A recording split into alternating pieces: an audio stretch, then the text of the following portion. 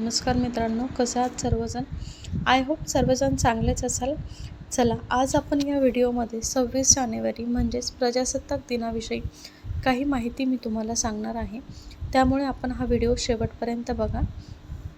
चला, व्हिडिओला सुरुवात करण्याआधी तुम्ही चॅनलला सबस्क्राईब केलेलं नसेल तर सबस्क्राईब करा. व्हिडिओ आवडला तर व्हिडिओच्या शेवटला कमेंट नक्की करा. चला, प्रजासत्ताक दिन देशभरात साजरा का केला जातो?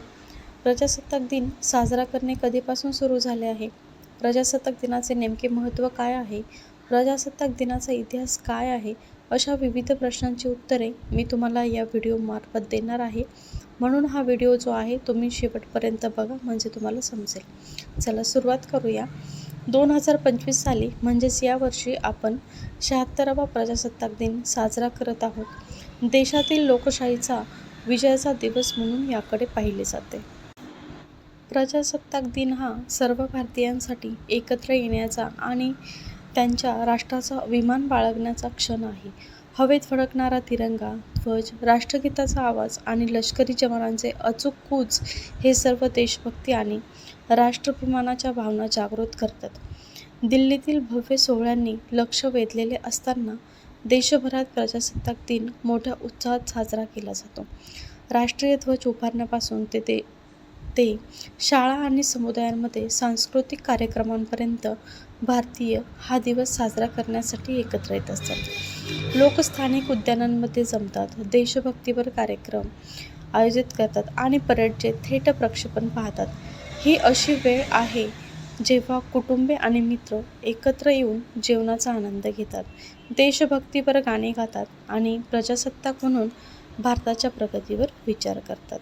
तसेच राष्ट्रीय एकता म्हणजेच विविध भाषा, विविध धर्म, वेगवेगळ्या संस्कृती तसेच प्रथा भारतात आहेत. तरीही भारतातील लोक गुण्यागोविंदाने नांदत आहेत. एकत्र राहून देशाचा विकास कसा होईल यासाठी कायम प्रयत्नशील असतात. त्यामुळे भारत देशाला विविधतेतील एकदा असणारा देश संबोधले जातात. आता आपण जाणून घेऊया प्रजासत्ताक दिनाचा इतिहास नक्की काय आहे. तर 15 ऑगस्ट 1947 रोजी भारताला इंग्रजांच्या राजवटीपासून स्वातंत्र्य मिळाले होते. 150 वर्षांच्या संघर्षानंतर भारतातील इंग्रजांच्या राजवटीचा अंत झाला होता. ज्यावेळी देशाला स्वातंत्र्य मिळाले तेव्हा देशभरात इंग्रजांनी स्थापन केलेली राज्यव्यवस्था आणि प्रशासन व्यवस्था होती. स्वातंत्र्यानंतर भारतीयांनी स्वतःची राज्यव्यवस्था स्थापन करण्यासाठी संविधान सभेची स्थापना केली. देशासाठी संविधान तयार करण्याचे काम या संविधान सभेचे होते. संविधान सभेने तयार केलेले संविधान 26 नोव्हेंबर 1949 रोजी भारतीयांनी स्वीकारले.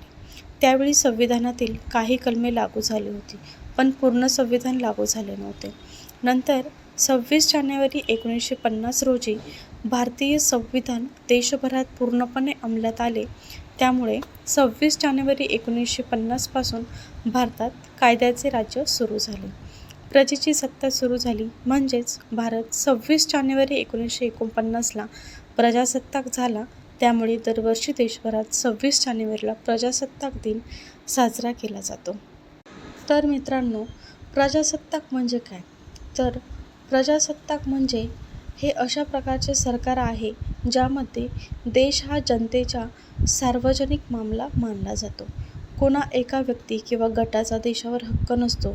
प्रजासत्ताकामधील राष्ट्रप्रमुख, विविध पदाधिकारी व प्रशासक सार्वत्रिक निवडणुकीद्वारे नेमले जातात. त्यालाच प्रजासत्ताक. कशी वाटली तुम्हाला माहिती? जर व्हिडिओ आवडला तर आपल्या व्हिडिओला कमेंट करा, लाईक करा आणि चॅनलला सबस्क्राईब करायला विसरू नका. सर्वांना 26 जानेवारीच्या म्हणजेच प्रजासत्ताक दिनाच्या खूप खूप शुभेच्छा.